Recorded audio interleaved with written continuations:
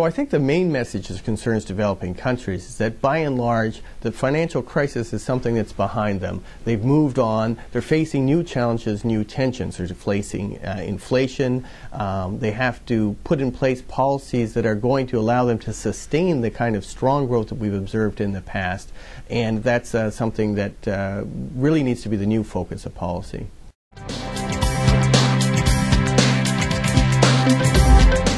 Well, the outlook for developing countries is, as you indicate, strong. We're looking at growth in about 6.2% this year. That's down from 7.3% last year. But nevertheless, going forward, we see that stabilizing in a range of 6.2%, 6.4% over the next couple of years. So very strong growth not just for developing countries. That's not just a China or India story. It's also something when we exclude those countries, we're looking at developing countries growing in excess of 5%. Even for sub-Saharan Africa, growth there in excess of 4.5%.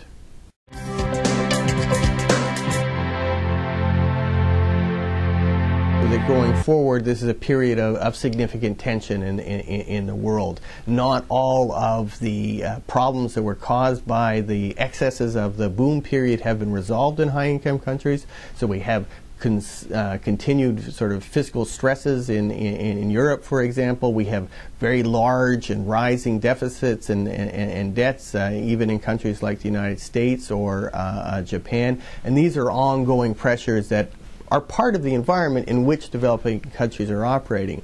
We also have high commodity prices, and that's caused a lot of increase in inflation and poses particular difficulties going forward. So those are some of the stresses. If we look at what's happening in the Middle East and North Africa, for example,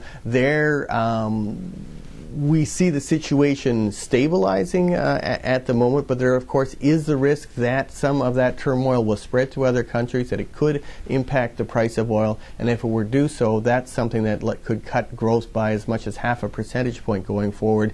Even more, if you look only at oil importing countries, there the impact could be about 0.7, even 1% off growth going forward.